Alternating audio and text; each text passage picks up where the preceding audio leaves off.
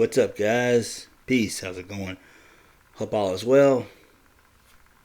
Let's talk some NXT 2.0 for October 5th, 2021. Man, this year is just about done.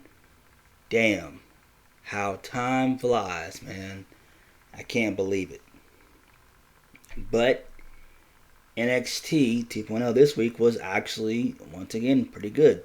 So far, so good. I feel like Vince McMahon, Nick Khan, and Bruce, they're actually doing this version of NXT justice. It feels like they're going to focus more so on character development, and I feel like with these new cast of characters, such as Odyssey Jones and Carmelo Hayes, Trick Williams, Rex Steiner, aka Bronson Breaker or Braun Breaker. So I'm really liking what they're doing with NXT 2.0. I really am. Please hit the subscribe button and please hit the like button. So we kick things off with Mandy Rose versus Ember Moon. So Fatal Attraction hit the ring. They introduced Mandy Rose, and it was our first match of the night. Mandy Rose, looking sexy as fuck, versus Ember Moon. And basically, Ember was going for the Eclipse, and Rose was able to duck it. She hit a devastating running knee for the 1, 2, 3. And I'm like, damn. So I am liking what they're doing with Mandy. I really am. I feel like Mandy is starting to come into her own. You wouldn't know that because of how the main roster has portrayed her for the last 2 to 3 years now. And I think this is what Mandy needed. Ember Moon, on the other hand, I don't know what they're going to do with her. If I was Ember, I would actually see if I could get drafted back to SmackDown. I really would, because it seems like there's nothing else for her to do in NXT. She's done it all. She became the one half of the women's NXT Tag Team Champions. And lately she's just become kind of quote unquote a jobber as of late. So I think she doesn't need to be in NXT any longer, and hopefully she can come back on to the main roster, preferably SmackDown. I could see her in some prominent feuds with like Sasha Banks, Shayna Baszler, and the like. So there's stuff for her to do on the main roster. I just feel that her time has ran out in NXT, in my opinion. It's time for her to go back to the main roster. It's time for her to really sink or swim. And if she's not happy with WWE, she can always go to, AEW, MLW, Ring of Honor, Impact. So there are places that she can go if she's not happy with her direction. But I digress. Moving on. Next, Odyssey Jones took on LA Knight. And Andre Chase, he intervened. And my bad. Damn. I was going to say Eli Drake. Oh, shit. LA Knight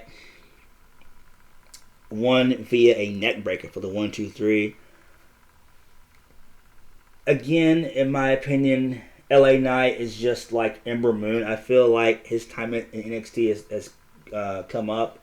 It's over and done with. Put this guy on the main roster. He doesn't need to be on NXT 2.0 anymore. I feel like he's got a well-defined character, and I think he would be gold on the main roster, preferably SmackDown. I could see him in some prominent feuds with Shinsuke Nakamura, Jeff Hardy, McIntyre, whenever he's done feuding with Roman Reigns, that being McIntyre. But I could damn sure see LA Knight on the main roster, on SmackDown, being involved in some great feuds. Next, we had Braun Breaker. He was out next, along with Tommaso Ciampa. And Rex Steiner was like, look, man, I want a shot at the gold. You have what I want. And Ciampa had a really good promo like he always does. And so it is official.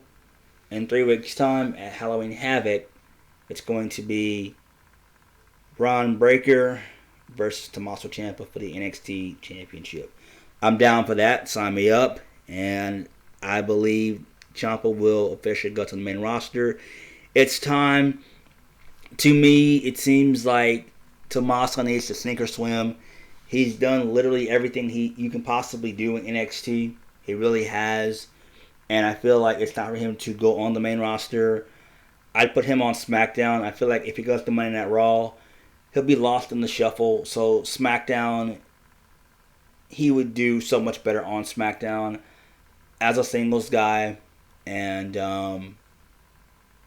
I just think it's time for him to go to the main roster. I really do. Moving on. We had Joe Gacy. My man, Joe Gacy. The guy's fucking awesome, man. He reminds me so much of Kevin Owens, just a better version of Kevin Owens. He looks almost fucking identical to Owens. And he defeated Ike Manjaro with a awesome clothesline for the 1-2-3. Post-match, he hugged Jiro. And that was that. I love what they're doing with his character and his gimmick. I love what he's portraying. And if you're familiar with politics, he's making fun of the left. Now, when it comes to politics, before we move on, I'm neither left nor right. I don't really too much care about politics. I understand it's all a game, and I'll leave it right there. So that's my whole take on the world of politics. It's all a game. Both sides work together. You have to really care about yourself and you and yours. So that's the way I look at it with the realm of politics. Moving on, we saw the debut of Cora Jade, who looks sexy as fuck. And she defeated Frankie Monet with a fucking roll-up. And that pissed me the fuck off because I hate roll-ups. Frankie Monet is another female that could be on the main roster. Morrison is on Raw. So send Frankie up to Raw. Give her a call-up. I don't feel that they have any long-term goals or plans for Frankie Monet, a.k.a. Taya Valkyrie. They don't have any plans for her. I think that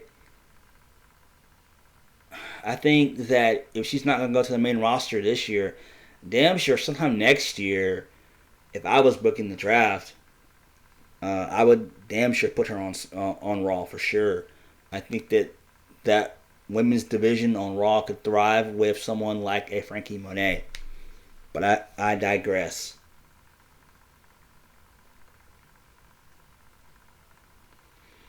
Next, we had Pete Dunne defeating Cameron Grimes. Joint manipulation. Yes, that Pete Dunne. And then post-match, Kyle O'Reilly, he gets involved, and Von Wagner makes the save because O'Reilly is about to be taken out by Pete Dunne and Ridge Holland, who's going to be on the main roster, which I'm fine with as well. I think he'll do okay on the main roster. He's on SmackDown, so yeah. Then we saw the debut of my man, Tony D'Angelo. But come on. WWE could have done a better name than Tony D'Angelo. That's so fucking common. It really is. But he defeated Malik Blade via a spinning neck breaker. And this guy, to me, seems like a star in the making. He is over. And I think he'll do well in NXT 2.0. He's got a pretty good character, and the crowd loves him. So that's always a plus. I think in due time, I could see him maybe 6 or 8 months down the line. I could see him being NXT North American Champion. I damn sure could see him that being, I could even see him being NXT Champion down the line later on. That would be within like a year and a half from now, 2 years from now. So around that time frame. Then we had a promo by Fatal Attraction and Raquel Gonzalez. They're going to take her out again. But Io Shirai and Zoe Stark, they make the save. So I'm presuming next week it'll probably be a 6-woman tag, obviously. And then we had the Fatal 4-Way main event for the NXT Tag Team Championships involving MSK,